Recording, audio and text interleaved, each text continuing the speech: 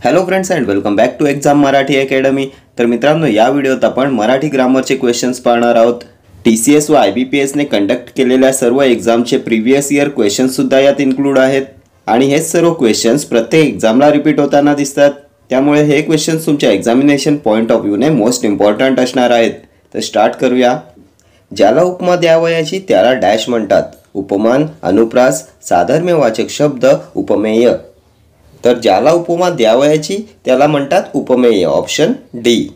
उपमेय असते मूळ वस्तू आणि ज्याची उपमा दिलेली असते ते असते उपमान। गुणाने अधिक असणारी वस्तू असते उपमान आणि मूळ वस्तू उपमेय। ज्याला उपमा द्यावयाची ते उपमेय आणि ज्याच्याशी तुलना करायची आहे ते उपमान। पुढचा प्रश्न, अलंकार ओळखा। वीर मराठे गर्जत आले, पर्वत सारे कंपित झाले। अन्योक्ती, अतिशयोक्ती, दृष्टांत, स्वभावोक्ती।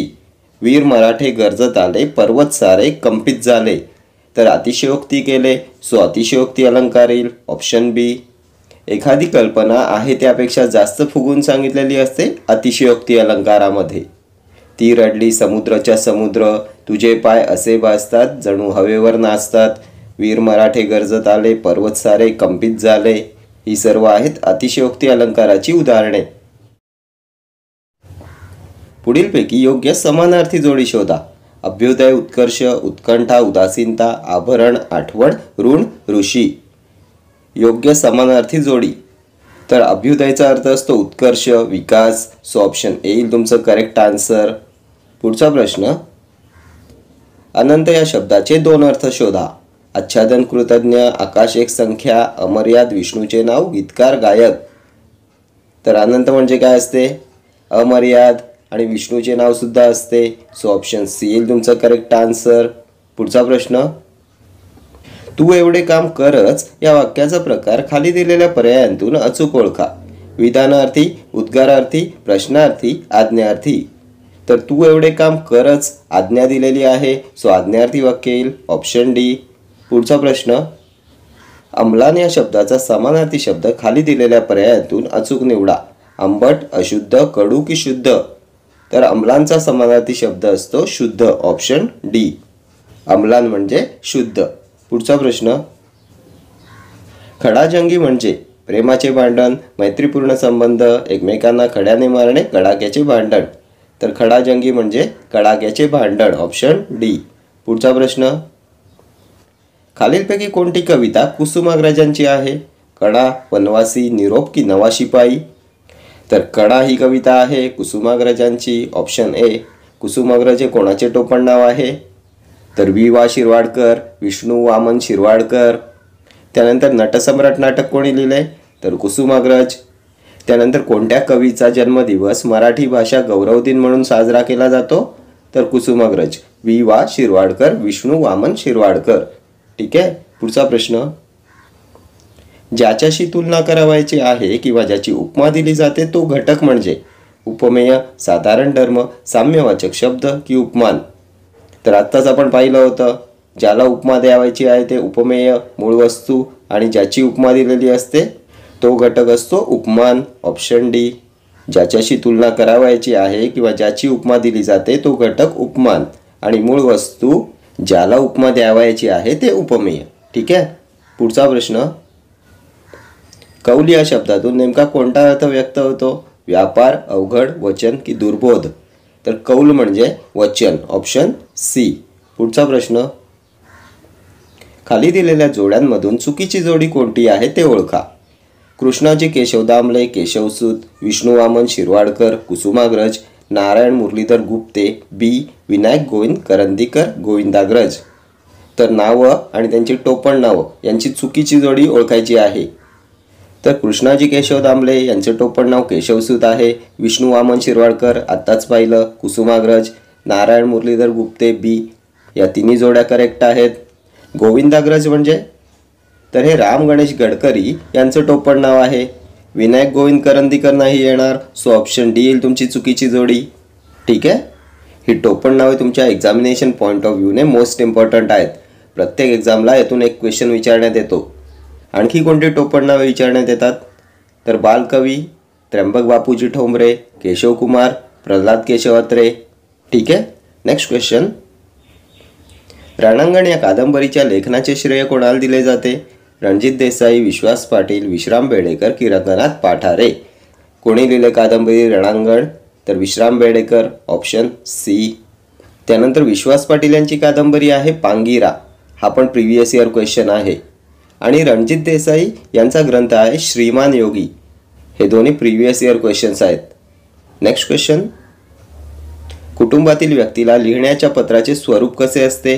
औपचारिक, अर्जात्मक, अनौपचारिक की व्यावसायिक. कुटुंबातील व्यक्तीला लिहिण्याच्या पत्राचे स्वरूप तर अनौपचारिक असते, ऑप्शन सी. पुढचा प्रश्न. खालील अलंकारिक शब्दासाठी दिलेल्या पर्यायांतून योग्य शब्द निवडा. पांढरा कावळा, निसर्गात नसलेली वस्तू, भाकड कथा, रंग की कावळा. तर पांढरा कावळा म्हणजे निसर्गात नसलेली वस्तू, ऑप्शन ए. पुढचा प्रश्न. पुढीलपैकी रान या शब्दाचा समान अर्थ नसलेला शब्द सांगा. वल्लरी, वन, विपिन की कानन. तर कानन म्हणजे रान, विपिन म्हणजे रान, वन म्हणजे सुद्धा रान. वल्लरीचा अर्थ असतो वेली, ऑप्शन ए येईल तुमचं करेक्ट आन्सर. Next question. उत्कर्ष या शब्दासाठी समानार्थी शब्द ओळखा. अभ्युदय, अमाप, उदय की कमाल. तर हा सुद्धा क्वेश्चन आपण प्रिव्हियस क्वेश्चनमध्ये डिस्कस केला होता. उत्कर्ष, विकास म्हणजे अभ्युदय, ऑप्शन ए. Next question. दिलेल्या शब्दाचा समानार्थी शब्द शोधा. गरुड, अद्री, वैनतेय, विहंग की अंडज. तर अद्री म्हणजे पर्वत, विहंग पक्षी, अंडज पक्षी, वैनतेय म्हणजे गरुड, ऑप्शन बी येईल तुमचं करेक्ट आन्सर. Next question. गटात न बसणारा शब्द ओळखा. सूत, भ्राता, बंधू की भाऊ. तर यापैकी कोणता शब्द गटात न बसणारा आहे? तर भाऊ, बंधू, भ्राता ही सर्व समानार्थी शब्द आहेत, एकाच गटातले आहेत. सूतचा अर्थ होतो धागा, सो ऑप्शन ए येईल तुमचं करेक्ट आन्सर. सूतमध्ये जेव्हा स ला दीर्घ उकार असतो तर त्या सूतचा अर्थ असतो धागा, आणि जेव्हा सूतमध्ये स ला ऱ्हस्व उकार असतो तेव्हा त्या सूतचा अर्थ मुलगा असा होतो. हा सुद्धा क्वेश्चन एकदा एक्झाममध्ये विचारण्यात आला होता. क्वेश्चनमध्ये मुलगा दिला होता आणि ऑप्शन्समध्ये तुम्हाला स ला दीर्घ उकार आणि स ला ऱ्हस्व उकार असे दोन्ही ऑप्शन दिले होते. स ला ऱ्हस्व उकार मुलगा, स ला दीर्घ उकार धागा. Next question. कौमुदी या शब्दात समानार्थी शब्द ओळखा. कमळ, चांदणे, होडी की कुमारिका. तर कौमुदी म्हणजे चांदणे, ऑप्शन बी. Next question. दिलेल्या शब्दाचा विरुद्धार्थी शब्द निवडा. कृपण, सगुण, सुंदर, कुरूप की उदार. तर कृपणचा अर्थ असतो कंजूष, विरुद्धार्थी शब्द येईल उदार, ऑप्शन डी. Next question. द्रौपदीची थाळी या वाक्यप्रचाराचा अर्थ सांगा. नेहमी गरज भागवणारी व्यक्ती, कायम देणारी गोष्ट, अत्यंत गरिबी, खावयास जसे मिळेल तसे. तर द्रौपदीची थाळीचा अर्थ असतो नेहमी गरज भागवणारी व्यक्ती, ऑप्शन ए. Next question. 18 गुणांचा खंडोबा या वाक्यप्रचाराचा योग्य अर्थ पुढील पर्यायांतून शोधून काढा. दरिद्री माणूस, लबाड माणूस, सज्जन माणूस की साक्षर माणूस. 18 गुणांचा खंडोबा तर याला म्हणतात लबाड माणूस, ऑप्शन बी. Next question. शुद्ध लेखनाच्या नियमांप्रमाणे योग्य शब्द कोणता? तर माहिती हा शब्द कसा लिहितात? तर माहितीमध्ये ह ला ऱ्हस्व वेलांटी असते आणि त ला दीर्घ वेलांटी असते. कोणत्या ऑप्शनमध्ये आहे? तर ह ला ऱ्हस्व वेलांटी, त ला दीर्घ वेलांटी, ऑप्शन बी येईल तुमचं correct answer. Next question. Chakrapani या सामासिक शब्दाचा विग्रह करून समास ओळखा. मध्यम पदलोपी समास, कर्मधारय, तत्पुरुष की बहुव्रीही. चक्रपाणी काय होतो विग्रह? तर चक्र आहे पाणीत असा तो. पाणी म्हणजे हात. पाणीमध्ये जेव्हा न ला ऱ्हस्व वेलांटी असते तेव्हा त्याचा अर्थ हात असा होतो, आणि न ला जेव्हा दीर्घ वेलांटी असते तेव्हा त्याचा अर्थ पाणी म्हणजे जल असा होतो. चक्रपाणी, चक्र आहे हातात ज्याच्या असा तो विष्णू. 2 पदांशिवाय तिसऱ्याच पदाचा बोध होतोय. कोणता समास येईल? तर बहुव्रीही समास, ऑप्शन डी.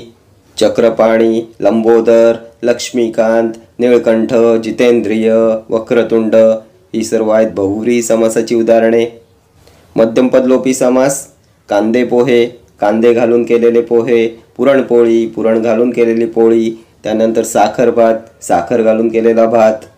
कर्मधारय, घरोघरी, जागोजागी, पानोपानी, गल्लोगल्ली. त्यानंतर आ, यथा, प्रति असे उपसर्ग लागलेले शब्द, आजन्म, आमरण, प्रतिक्षण, प्रतिवर्षी, यथावकाश कर्मधारय समासाची उदाहरणे आहेत. तत्पुरुष, तोंडपाठ, तोंडाने पाठ, गायरान, गायींसाठी रान, त्यानंतर लंगोटियार, राजवाडा, राजाचा वाडा, राजपुत्र, राजाचा पुत्र. ठीक आहे. Next question.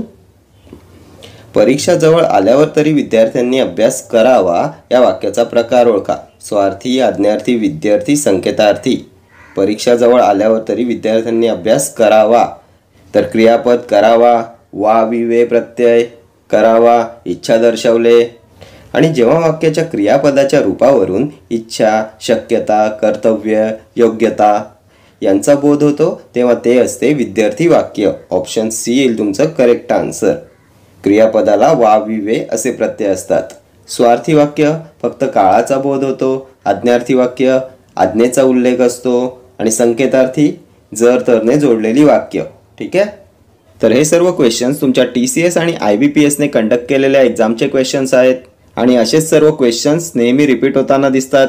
त्यामुळे हे क्वेश्चन्स तुमच्या एक्झामिनेशन पॉईंट ऑफ व्ह्यूने मोस्ट इम्पॉर्टंट ठरणार आहेत. ठीक आहे. तर या व्हिडिओ इतकंच. भेटूया नेक्स्ट व्हिडिओमध्ये असेच काही महत्त्वाचे क्वेश्चन्स घेऊन. Till then do like, share, comment and subscribe to my channel. Thank you.